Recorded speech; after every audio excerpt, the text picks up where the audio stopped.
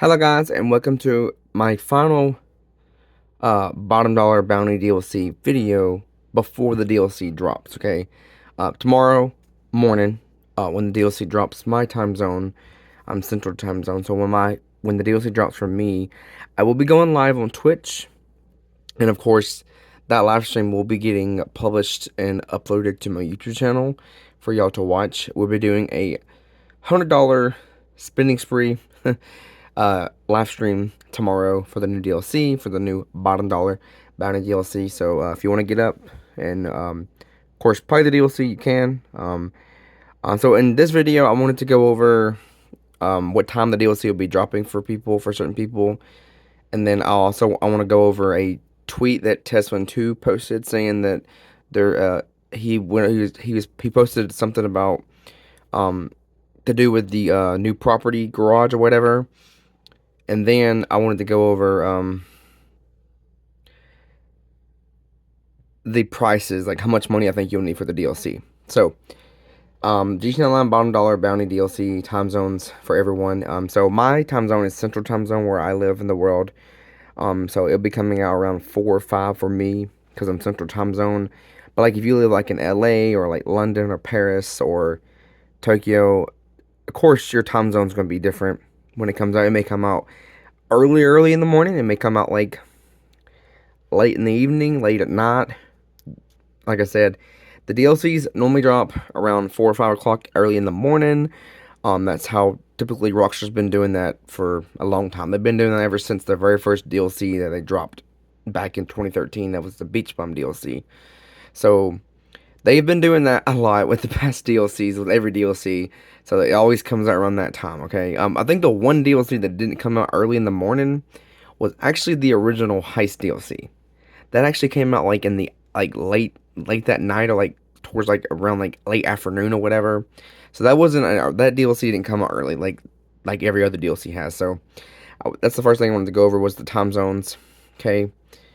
Now, this is what Test12 posted. Tomorrow's GTA Online update features a total of 2 new garage space slots. Okay, so yeah, I'm sure everyone's thinking in their head right now, wow, so there's only going to be 2 new garage space slots for this new property? Yeah, so one of those slots are probably for the bounty vehicle. The van, the burrito van that we saw in the very first scene in the trailer.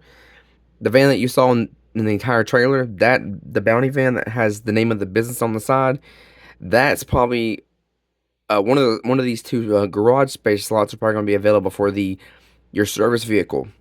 That's the van you're going to be using to go and capture your bounties and stuff.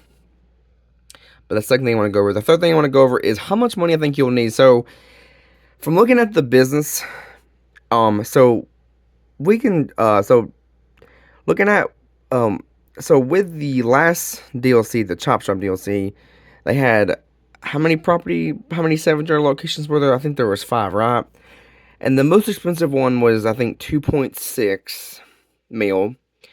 So I feel like if there's going to be multiple properties, there has to be. I know there's going to be.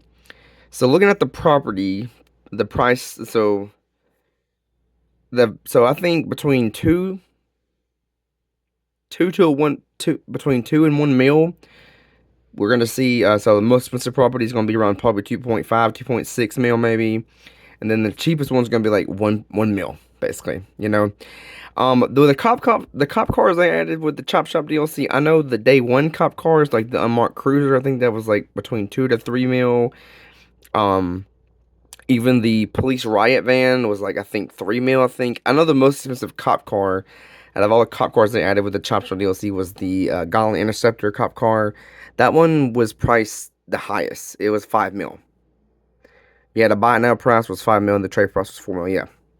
So I see the cop car, so I see the new property being priced between 2 to 1 mil. I see the new cop cars being priced between maybe 5 to from 1 to 5 mil, most likely, or 2 to 5 mil, I mean. As you can see, I'm looking at the post. This is a post I made. So between 2 mil and 5 mil for the cop cars alone. And then plus you got to also add in the factor of the upgrades and all the modifications you're going to do to the cop cars. And then, I love this artwork, bro. But I do think, and then we got to also add on the supercars and the sports cars, and those can be between 2 to 1 mil most likely. The supercars and sports cars, and then well, I guess we can also add on the clothing. That could be around another mil right there for the clothing, and then I guess another. We can also add on the guns as well. So in total, the new business, if you want to fully max it out, and then all the new cars from the cop cars to the supercars and sports cars to the new clothing and weapons. I say the bare minimum if you want to buy everything on day one, I say you need 50 mil, to buy the new business, fully upgrade it, buy the most expensive location, and then buy all the cop cars, like all the cars basically, not just the cop cars, but the supercars and sports cars. Also buy all the clothing, the mask if we get any mask, or any new tattoo, or any new tattoos. I mean, and then the new weapons if we get any new weapons. And then if you just want to buy the new business and you just want to buy like maybe one new cop car and maybe one new supercar or sports car, I say around elite at the bare minimum, you should have like 20 mil and stuff. But that's all I wanted to go over. And here's another, this is what Morris Mutual Insurance made, another cool image they made for the time zones and stuff. But yeah, that's everything I wanted to go over with today's video. Hey, in a few hours, guys, this DLC's dropping. So I say at the bare minimum, 30 mil. Or like I said, at the bare minimum, I say 50 mil if you want to buy everything on day one. You do not have to buy everything, guys. Like I said, if you want to just buy the new business and just invest in the new business and maybe invest in one new cop car and maybe one new supercar or sports car, and then invest in some of the new clothing and masks or tattoos or weapons if we get any weapons or tattoos or clothing or mask, you can invest in them as well. But overall, I think in total you'll need at the bare minimum, like I said, 50 mil. But I say in total, yeah, 50 mil, yeah. But like I said, if you're not trying to buy everything and you want to save your money for the drip feed as well, because there will be drip feed cars and drip feed clothing, and I'm sure there might be drip feed missions. Who knows? No one Rockstar likes the drip feed, and I hope there's no drip feed bounty missions, but we'll see, because no one Rockstar game, they like the drip feed bounties, missions, I mean. They did it with the Chop Shop DLC, they drip feed 2 robbery missions. I know with the Auto Shop, the Tuner DLC, they drip feed 2 of the contracts from that DLC as well.